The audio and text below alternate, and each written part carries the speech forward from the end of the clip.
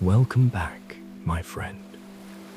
Long before scientists searched the oceans with satellites, another ship entered the silent white sea. On a moonless night, the CSS Alabama sailed into a horizon that glowed without fire, where the ocean itself became brighter than the deck beneath the sailors' feet. This is the true story of one of history's most extraordinary nights at sea. Tonight, we follow the CSS Alabama. Settle into a comfortable position, soften your breathing, and let the quiet ocean carry you toward sleep. Subscribe to Deep Sleep Storytelling for more peaceful journeys through history, science, and the mysteries of the sea.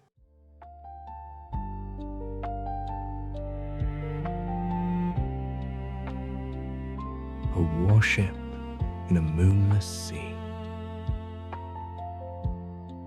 Years passed. The shooting star completed her voyage. Captain Kingman's careful observations found their place among countless pages of maritime records. The glowing sea faded into memory, yet the ocean had not finished telling its story. It would wait. It would remain silent beneath ordinary waves. And then, on another night, far from the waters near Java, it would reveal itself once again. This time, the witness would not be a swift merchant clipper. It would be a ship built for war. In January of 1864, the CSS Alabama sailed through the western reaches of the Indian Ocean. She was one of the most famous commerce raiders of her age.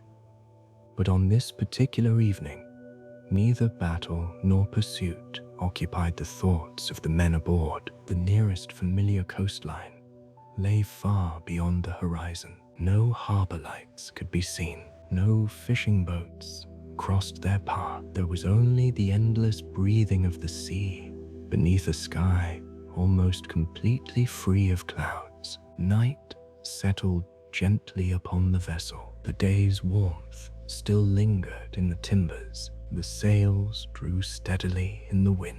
The sea rolled in slow, patient swells beneath the hull. Life aboard followed its familiar rhythm. Some sailors adjusted rigging, others checked the compass. A lookout stood quietly at his station, allowing his eyes to grow accustomed to the darkness. On long voyages, routine became its own kind of comfort. Every man knew where he belonged. Every sound carried meaning. The soft creak of wooden beams, the quiet flutter of canvas, the distant splash of water against the bow, the occasional footsteps crossing the deck. Nothing suggested that this night would become different from the hundreds that had come before it. Captain Raphael Semmes stepped onto the deck. Years at sea had taught him that the ocean rewarded careful observation. A captain learned to notice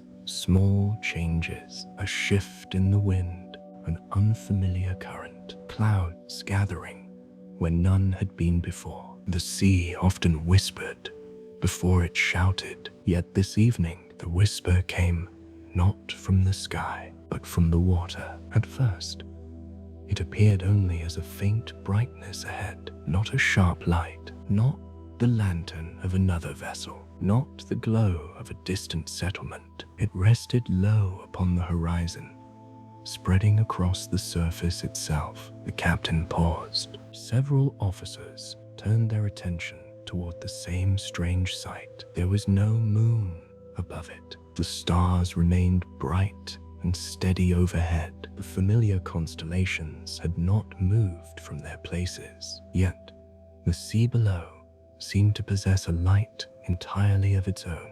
The CSS Alabama continued forward. No order was given to alter course. There appeared to be no immediate danger. The brightness neither flickered nor advanced. It simply waited. Minute by minute, the vessel drew closer. The pale region widened until it stretched beyond both sides of the ship. Then, almost without anyone noticing, the exact moment the Alabama entered the luminous sea. Dark water disappeared beneath the hull. In its place lay an immense white surface, extending farther than any sailor could judge. Some leaned farther over the rail, others removed their hats, as though instinctively paying respect to something beyond understanding. The glow was unlike ordinary phosphorescence. Many aboard had witnessed glowing wakes before. A fast-moving ship could scatter blue sparks through disturbed water. Schools of fish sometimes traced fleeting ribbons of light beneath the waves. But this was something entirely different. The sea did not wait for disturbance. It was already glowing. Every gentle swell carried the same quiet radiance. Every wave reflected the same soft whiteness. The bow did not create the light. It merely passed through it. The wake stretched behind the vessel like a dark brushstroke across a pale canvas. Captain Semmes watched in silence. His eyes moved from the glowing water to the stars overhead and back again. It felt almost impossible to decide which was more extraordinary. Above him spread the ancient heavens. Below him lay another sky. The sea no longer appeared black. It no longer vanished into darkness beyond the ship. Instead, it seemed to lift itself toward the horizon until water and light became nearly inseparable. One sailor quietly remarked that it looked as though the ship was sailing through clouds. Another thought of snow. Another whispered that the sea itself had become the moon. No one laughed. There are moments when even the most practical men choose their words carefully, not because they fear being wrong, but because ordinary language suddenly feels too small. The lanterns hanging along portions of the deck now seemed strangely weak. Their yellow flames illuminated only a few feet of timber and rope. Beyond those small circles of human light stretched an ocean, glowing with effortless calm. It was as though nature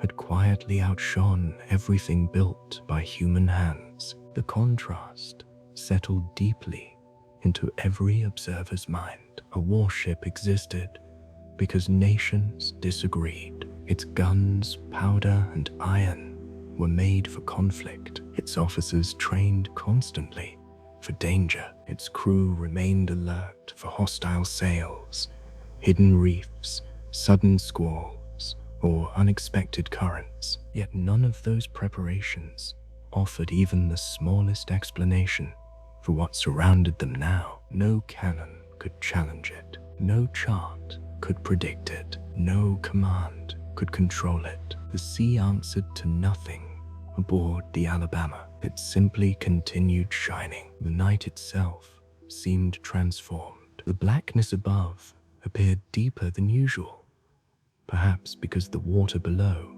refused to remain dark. The stars looked farther away. The horizon became uncertain. More than one sailor found himself staring not ahead, but downward. There was something quietly mesmerizing about the pale surface. The eye expected movement to disturb the glow. Instead, the glow welcomed every movement without changing its gentle character. The vessel sailed onward. The ocean accepted it without resistance. Captain Semmes continued observing every detail. Years later, he would describe the scene in language that reflected both discipline and wonder. He had witnessed storms fierce enough to swallow ships. He had crossed oceans beneath skies filled with lightning. Yet, this calm white sea left an impression unlike any violence nature could produce. Its power did not come from force. It came from scale, from silence, from the impossible feeling that the ordinary order of the world had quietly reversed itself. The heavens remained dark. The ocean had become light. The crew gradually spoke less, not because they had exhausted their questions, But because the mystery itself seemed complete, nothing they could say would make it clearer. Some experiences invite conversation, others invite observation. This was one of the latter. The CSS Alabama continued her course across the glowing sea. Minute after minute, mile after mile, the pale horizon refused to end. The vessel moved through the light as though crossing an endless frozen plain that somehow remained warm beneath the tropical night. Far below the hull, unseen by every man aboard, countless living organisms continued their quiet work. No sailor yet imagined how small those hidden architects of light truly were. That understanding still belonged to another century. For now, there was only the mystery, only the black sky, only the white sea, and a ship built for war, discovering that the greatest wonders of the ocean asked for neither courage nor weapons, only the willingness to look. The men aboard the CSS Alabama had been trained to search every horizon for enemy sails, hidden reefs, and approaching storms. But on this extraordinary night, the ocean offered them something for which no lookout had ever been given a name. Why the same waters glow again? The CSS Alabama sailed onward, hour after hour.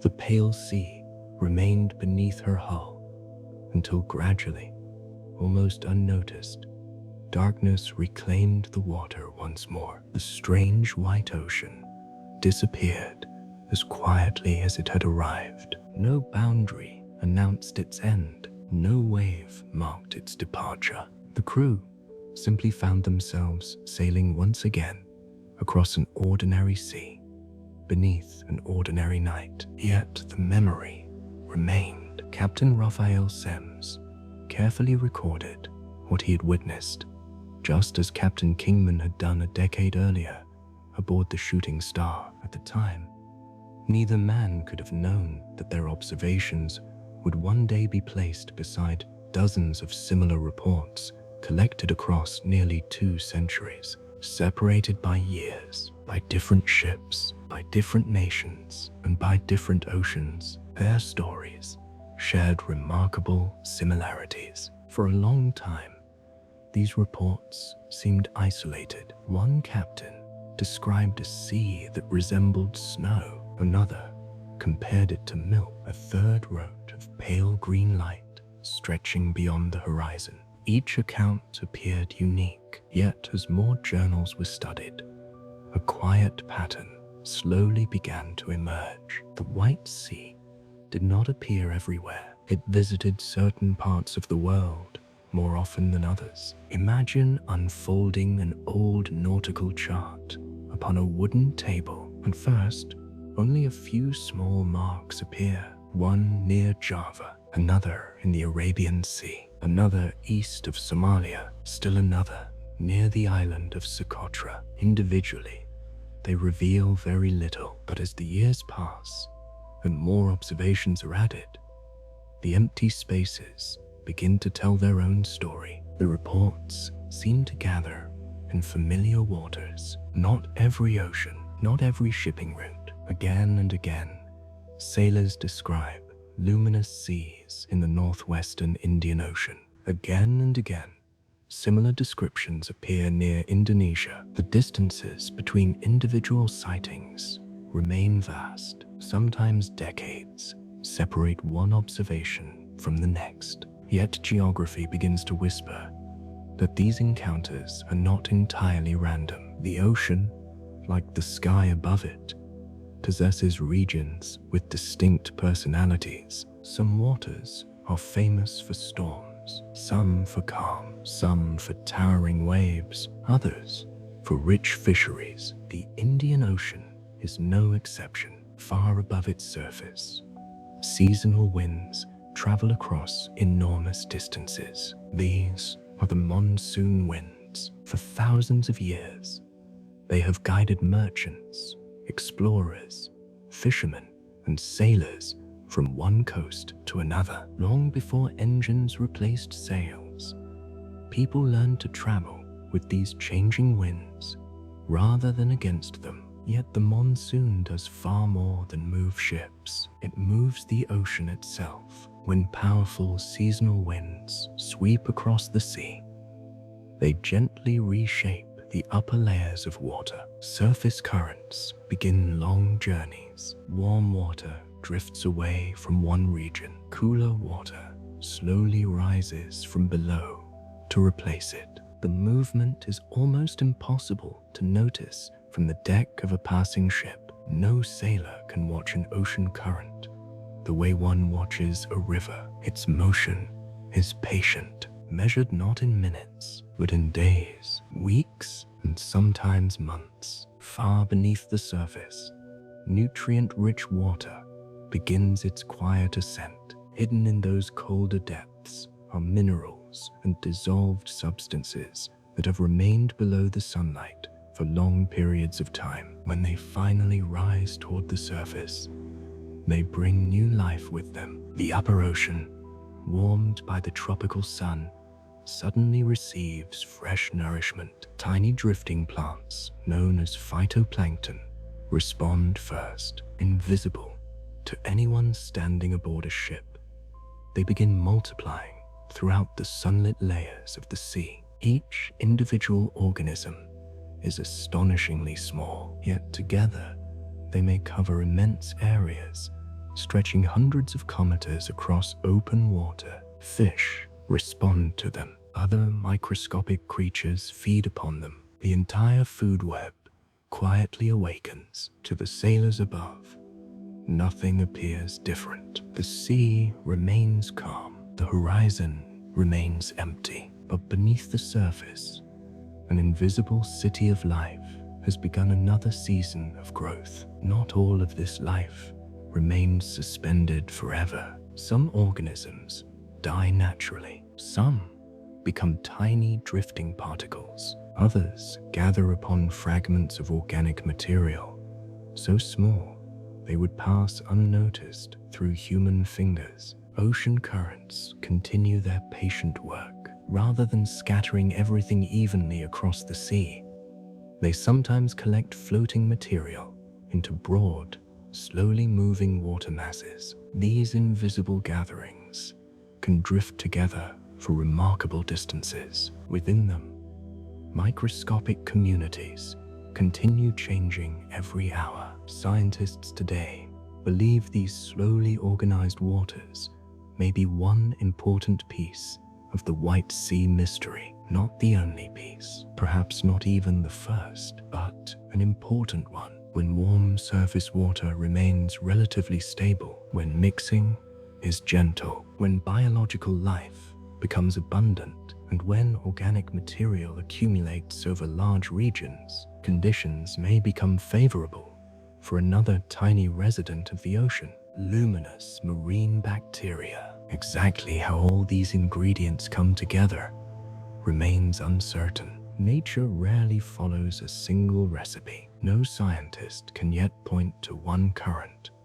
one temperature, or one season and say with certainty that a Milky Sea will appear. Instead, researchers suspect that several conditions must quietly cooperate. Warm tropical water, healthy biological productivity, abundant organic matter, suitable ocean currents, water masses that remain together instead of rapidly dispersing, and, above all, enormous populations of microscopic bacteria. Each factor alone may accomplish very little. Together, they may prepare an event that no sailor can predict. It is rather like listening to an orchestra before the conductor arrives. One instrument alone cannot create a symphony, but when every musician begins at precisely the right moment, something entirely new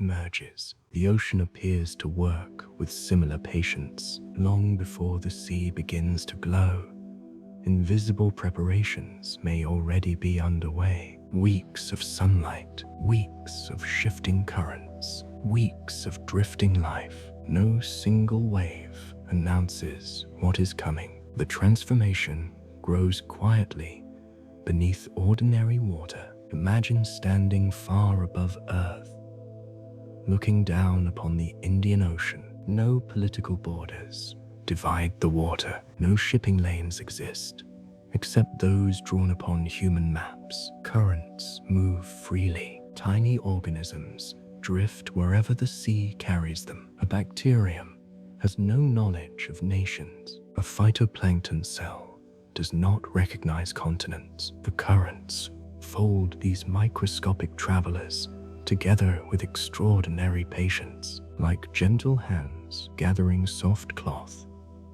The sea slowly brings distant waters into quiet conversation. From the darkness below, nutrients continue rising. From the sunlight above, energy continues flowing downward through living cells. Between them exists a hidden world, almost entirely beyond human sight. Night after night, day after day, life moves through the water without urgency. There is no sound, no visible signal, no dramatic change, only countless microscopic lives carried by invisible rivers beneath the surface. Then, perhaps after weeks of preparation, the conditions become almost perfectly balanced.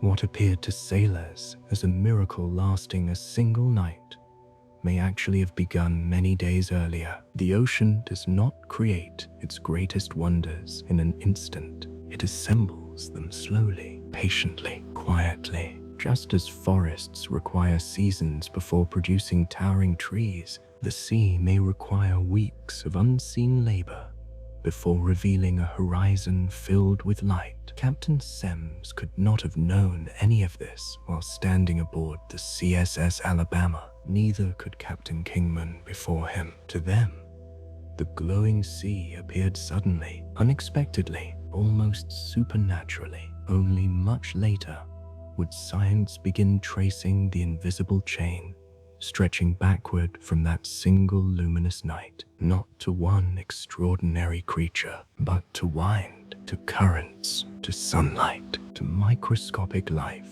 and to an ocean that had been preparing its quiet masterpiece long before any ship sailed into it. For the sailor, the white sea seemed like a miracle that arrived without warning. For the ocean itself, it may have been the patient conclusion of weeks of wind, drifting currents, warm sunlight, and countless invisible lives growing together beneath the surface. Long before a single human eye looked over the rail and called it a wonder. The living geography of the Arabian Sea. As the CSS Alabama continued across the Arabian Sea, the glowing water remained around her like a pale and silent country. The sailors could see no boundary. There was no visible shoreline to mark where the strange brightness began, and no distant line where it seemed likely to end. The ship simply moved forward through a whitened surface, her dark hull dividing the light and leaving a dim wake behind her. To the men standing at the rail, the sea may have appeared still. It may even have seemed empty, but the Arabian Sea was neither. Beneath the ship lay one of the most active and changeable marine regions on Earth, a vast living system shaped by winds, currents, sunlight, nutrients, microscopic organisms, and the slow movement of water between the surface and the depths. The ocean between ports was not merely distance, it was geography. But it was a geography without fixed borders. On land, provinces are separated by rivers, mountains, fences, and roads.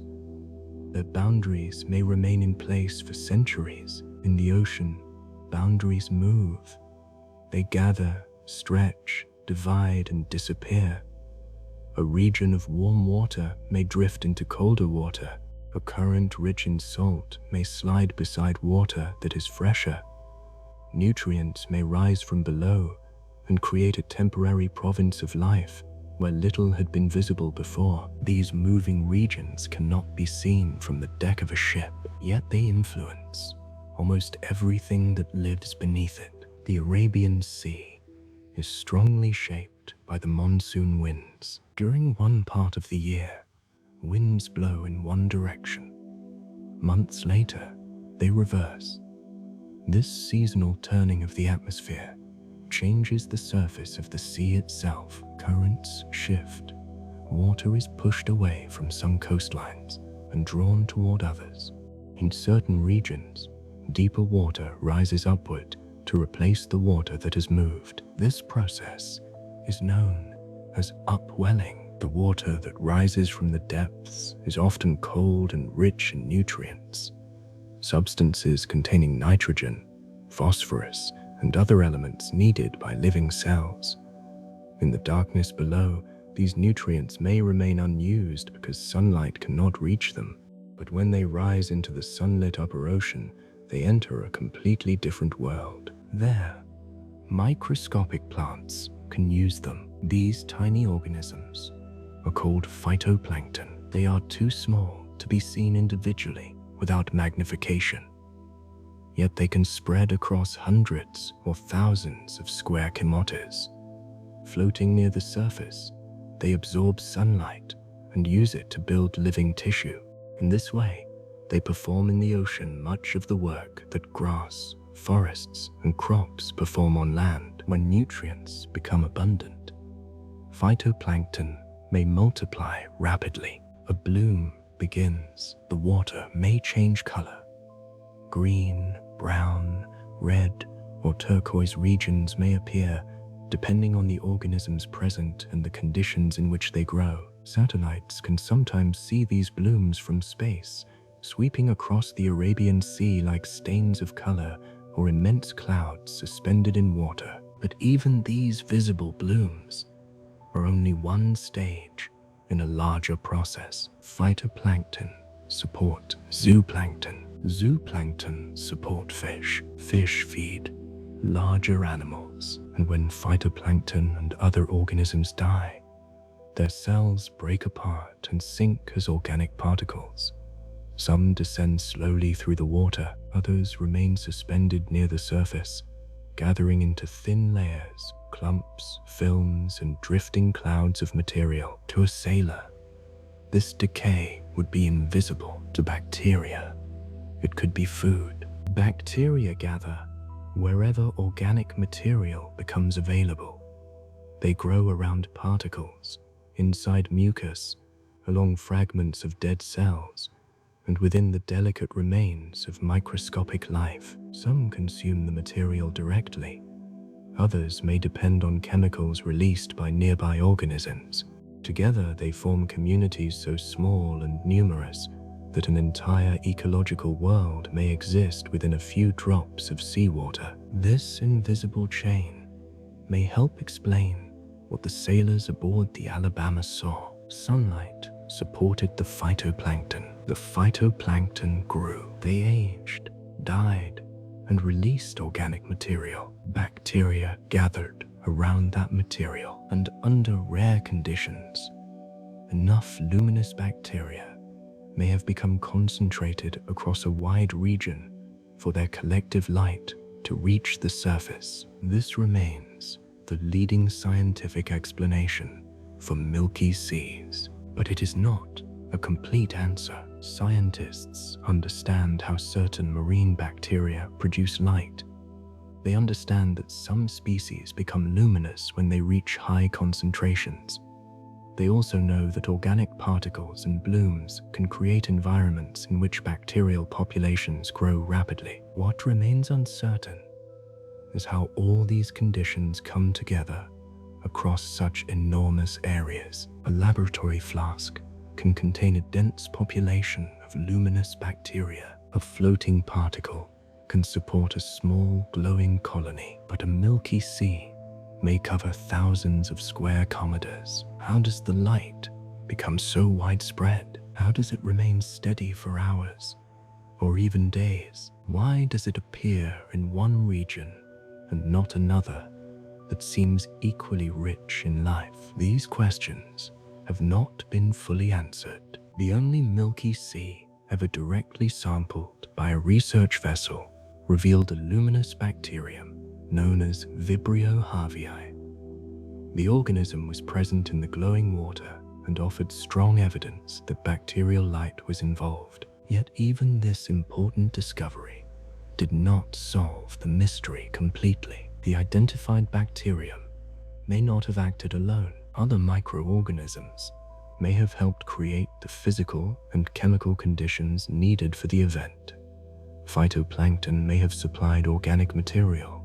Zooplankton may have concentrated or redistributed it. Non-luminous bacteria may have altered the surrounding water. Thin surface layers may have trapped cells close enough to one another for their combined light to become visible. Different Milky Seas may also contain somewhat different communities. One event may be associated with one species of phytoplankton, another with a different bloom. One may occur above water shaped by coastal upwelling. Another may form within a drifting offshore current. The luminous organisms themselves may vary. There may not be one exact recipe. Instead, there may be several paths leading toward a similar pale surface. Far above this unseen world, the Alabama continued onward. Her sailors watched the glow around the hull. They saw the horizon vanish into whiteness. They saw the ship's shadow move across the shining water, but they could not see the layers beneath them. They could not see the changing fields of temperature and salt. They could not see nutrients rising from the deep. They could not see the microscopic blooms spreading through the upper sea, or the particles descending from them, or the bacteria gathering around those particles in numbers beyond counting. They saw only the final light, and perhaps that is what makes the Milky Sea so remarkable. The glow may not be produced by one creature performing one extraordinary act. It may be the final visible expression of an entire invisible community, a community shaped by seasons, fed by sunlight, moved by currents, renewed by decay, and briefly revealed across the darkness as a sea of quiet light. Two oceans, one above and one below. For a sailor standing aboard the CSS Alabama that night, the world may have seemed divided into two oceans. One lay above, one lay below. Overhead, the sky stretched dark and immeasurable, filled with stars so distant that their light appeared almost motionless. They were scattered across the darkness like islands in a sea no ship could cross. Below, the Arabian Sea had lost its familiar color. Instead of black water, the sailors saw a pale, continuous brightness extending outward from the hull. The glow did not flash or sparkle like ordinary bioluminescence. It did not rise in bursts beneath the bow or break into brief green fire where waves collapsed. It remained steady, silent, wide enough to erase the ordinary character of the ocean. The strange effect may have made the sea resemble a second sky, but this lower sky was white rather than black. It lay beneath the sailors' feet, carrying the ship instead of arching over it. The Alabama seemed suspended between two immensities, a dark ocean of stars above and a luminous ocean below. For a time, the ship may no longer have felt like a vessel moving across water. It may have felt like a small object drifting through space. The men standing near the rail could see their shadows cast onto the glowing surface. The dark shapes of their bodies stretched and trembled beside the ship, distorted by the slow movement of the sea. A sailor might lift one arm and watch its shadow move below him. Another might lean over the railing and see the outline of his head and shoulders lying across the pale water. The effect would have been simple, but in such darkness, even a simple shadow could feel unnatural. Shadows belong to daylight. They belong to sunlight falling across roads, decks, buildings, and fields. Yet here, far from land and under a moonless sky, the ocean itself appeared bright enough to receive them. The sailors stood in darkness. Their shadows moved over light around them. The boundary between sea and horizon became difficult to see. Normally, even at night, the ocean can be understood by contrast. The sky is one darkness, the water is another. A faint line separates them. The movement of waves reveals the surface. Reflections suggest distance, but in a milky sea, that structure may begin to disappear. The pale water extends outward. The dark sky descends toward it, and where the two meet, the eye may struggle to determine which surface ends and which emptiness begins. The horizon becomes uncertain. The ship appears to sail toward no visible destination. There is no clear edge to approach, no dark water ahead to prove that distance is being crossed.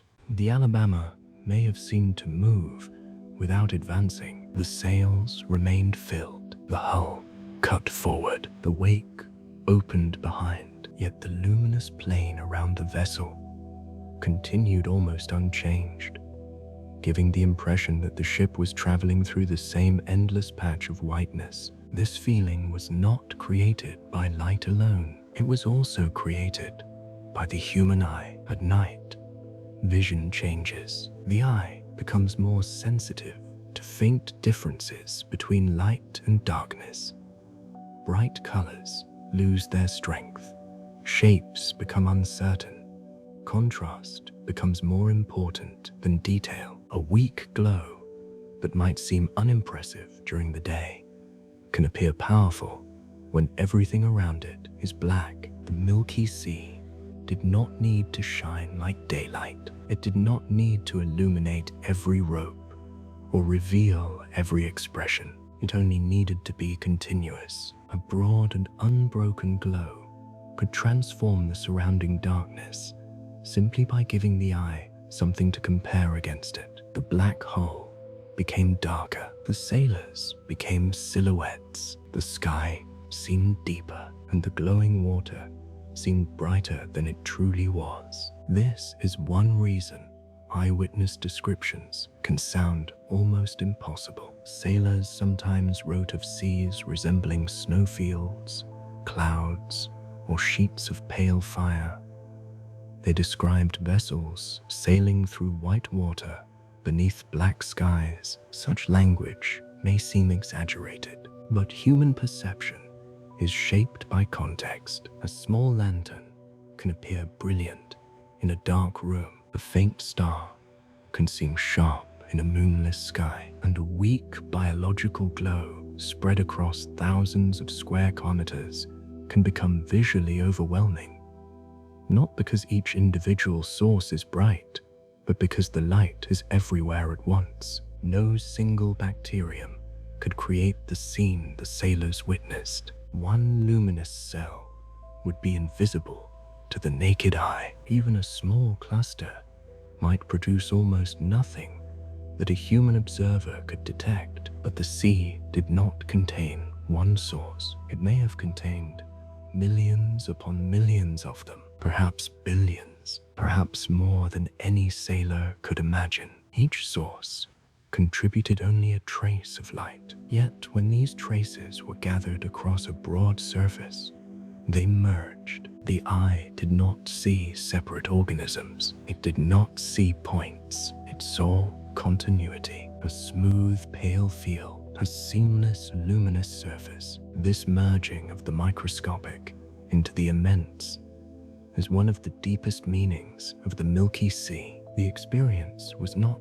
merely beautiful, it changed scale. Human beings are accustomed to thinking of power in terms of size. Large animals appear powerful, storms appear powerful, mountains, ships, waves, and oceans appear powerful because they are physically vast. But here, the appearance of an entire sea may have been altered by organisms too small to see. The sailors could look across the water for miles. They could watch the glow reach toward the horizon. They could see their own ship transformed by it. And yet, the source remained hidden within dimensions far below human vision. Smallness and immensity became connected. The sea did not glow because one great creature moved beneath it. It did not shine because some enormous body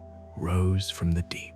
It glowed because countless tiny lives existed together. This challenged the ordinary human sense of scale. Something individually insignificant could become collectively overwhelming. Something invisible could reshape the visible world. Something almost weightless could alter the character of an ocean. Perhaps the sailors did not think about it in those terms. They did not know the language of bacterial signaling. They did not know about microbial communities, phytoplankton blooms, organic particles, or monsoon-driven upwelling. They knew only what they saw: a white sea beneath a black sky, a ship moving through light, their own shadows resting on water. Still, the emotional meaning may have reached them, even without explanation. The world